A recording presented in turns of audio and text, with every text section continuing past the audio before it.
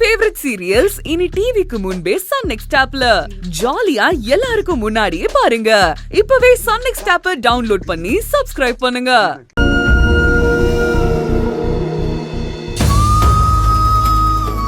ஏ உஷா, அங்க பாரு ஆனந்தி வரா. நேத்து தான் கல்யாணம் ஆச்சு, இன்னைக்கு வேலைக்கு வரா? அதான் எனக்கும் புரியல.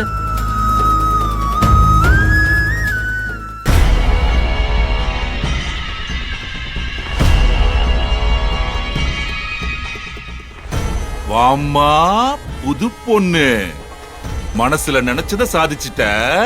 ஏ துர்கா, இங்க வா. என்ன சார்? ஆமா, ரொம்ப நாளாவே நீ சிங்கிளாவே சுத்திக்கிட்டு இருக்கியே, எப்ப டபுள் ஆகி கல்யாணம் பண்ணிக்க போற? உங்க வீட்ல உனக்கு எதுவும் மாப்பிள கீப்பிள பாக்குறாங்களா இல்லையா? அத பத்திலாம் எனக்கு எதுவும் தெரியாது சார். என்னமா தெரியலங்கற?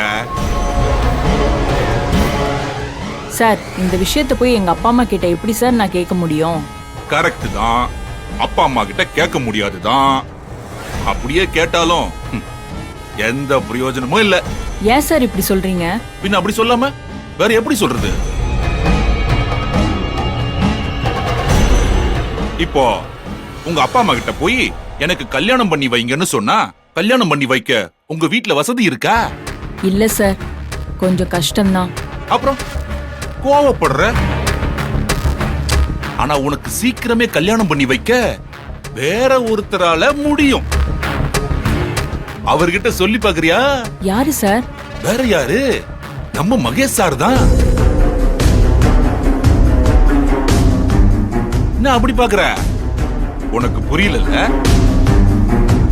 இரு. ஏய் பன்னீரே சார், இங்க வாடாங்க.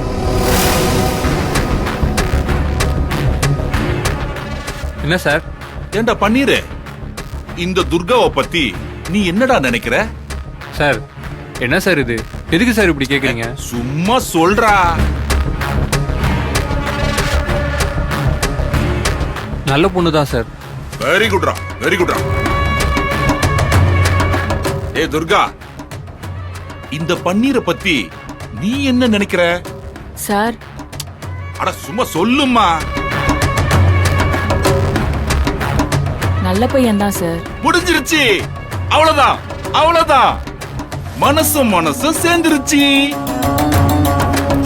இத போய் மகேஷ் சார்ட்ட சொன்னீங்கன்னு வச்சுக்கோங்க, நம்ம கம்பெனில யார் லவ் பண்ணாலும் உடனே அவர் செலவுலயே அவங்க கல்யாணத்தை முடிச்சு வச்சிருவாரு.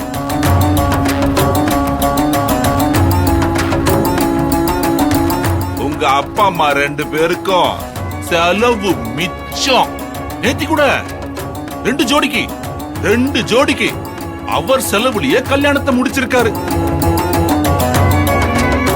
அடுத்ததா உங்க கல்யாணத்தையும் முடிச்சிடலாம். என்ன சொல்றீங்க? சார், என்ன சார் இது? ஏதோ வேலையா கூப்பிடுறீங்கன்னு பார்த்தா ஆள விடுங்க சார். ஏய் ஏய், உழைக்க தெரியாதவன்டா நீ.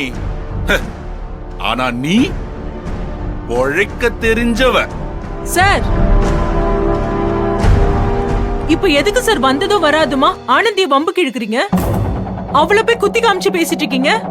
பாவம் சார், அவ வேணாம் சார், விடுங்க சார்.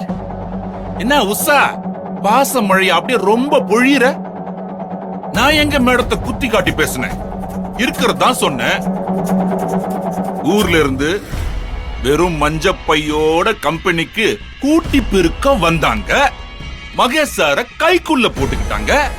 பெருக்கிக்கிட்டு இருந்தவங்க பட்டுன்னு ஒரு நாள் டெய்லர் ஆயிட்டாங்க. அடமானம் இருந்த நிலத்தை சிங்கிள் பேமெண்ட்ல செட்டில் பண்ணி மூட்டுட்டாங்க. 10 பவுன் நகை போட்டு அக்காவுக்கு கல்யாணம் பண்ணிட்டாங்க. இப்போ ஒரு ரூபா கூட செலவு இல்லாம இவங்க காதல் கல்யாணத்தை முடிச்சிட்டாங்க.